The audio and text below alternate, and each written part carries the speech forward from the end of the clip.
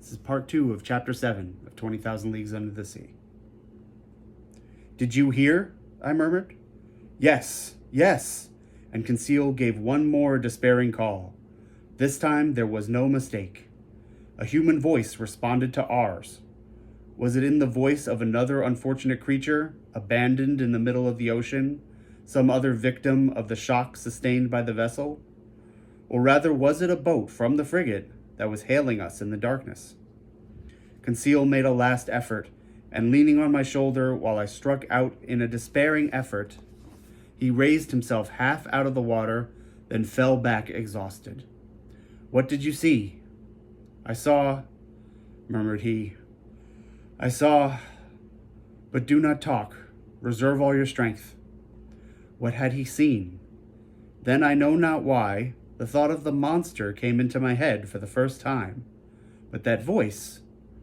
The time is past for Jonahs to take refuge in whales' bellies. However, Conseil was towing me again. He raised his head sometimes, looked before us, and uttered a cry of recognition, which was responded to by a voice that came nearer and nearer. I scarcely heard it. My strength was exhausted, my fingers stiff, mouth convulsively opening, filled with salt water. Cold crept over me. I raised my head for the last time, and then I sank. At this moment, a hard body struck me. I clung to it, and I felt that I was being drawn up, that I was brought to the surface of the water, that my chest collapsed. I fainted. It is certain that I soon came to, thanks to the vigorous rubbings that I received. I half opened my eyes. "Conseil?" I murmured. "Does master call me?" asked Conseil. Just then, by the waning light of the moon, which was sinking down to the horizon, I saw a face which was not Conseil's, and which I immediately recognized. "Ned!" I cried. "The same, sir, who is seeking his prize," replied the Canadian. "Were you thrown into the sea by the shock of the frigate?" "Yes, Professor, but more unfortunate than you, I was able to find footing almost directly upon a floating island." "An island?" "Or, more correctly speaking, our gigantic narwhal." "Explain yourself, Ned." "Only I soon found out why my harpoon had not entered its skin and was blunted." "Why, Ned? Why?" "Because, Professor, that beast is made of sheet iron." The Canadian's last words produced a sudden revolution in my brain. I wriggled myself quickly to the top of the being, or object, half out of the water, which served us for a refuge. I kicked it.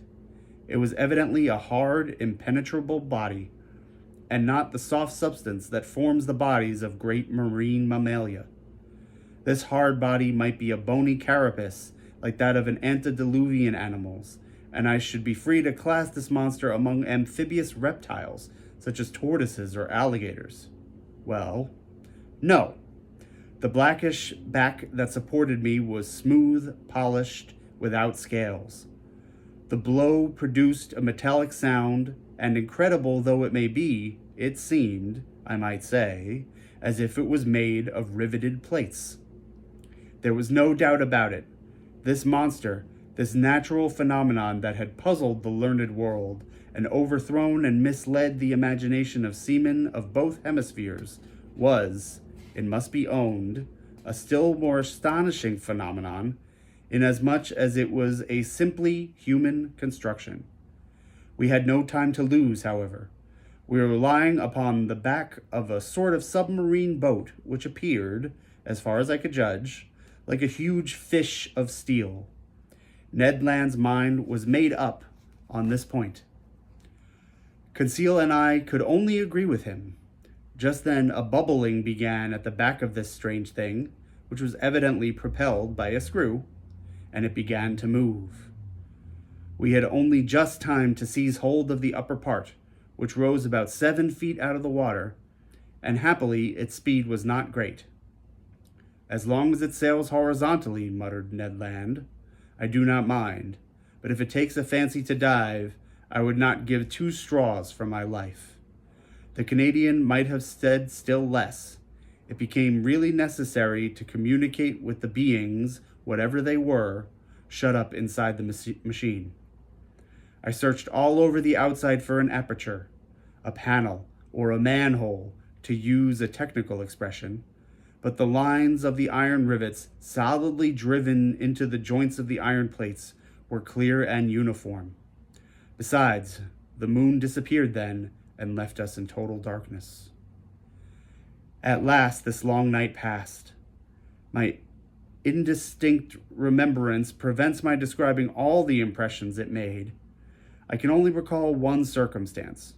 During some lulls of the wind and sea, I fancied I heard several times vague sounds, a sort of fugitive harmony produced by distant words of command. What was then the mystery of this submarine craft of which the whole world vainly sought an explanation? What kind of beings existed in this strange boat? What mechanical agent caused its prodigious speed? Daybreak appeared. The morning mists surrounded us, but they soon cleared off. I was about to examine the hull, which formed on deck a kind of horizontal pattern, when I felt it gradually sinking. "Ah, confound it!" cried Ned Land, kicking the resounding plate. "Open, you inhospitable rascals!" Happily, the sinking movement ceased. Suddenly a noise, like ironworks violently pushed aside, came from the interior of the boat. One iron plate was moved, a man appeared, uttered an odd cry, and disappeared immediately. Some moments later, 8 strong men with masked faces appeared noiselessly and drew us down into their formidable machine. Thank you, everybody. We'll be back tomorrow with Chapter 8.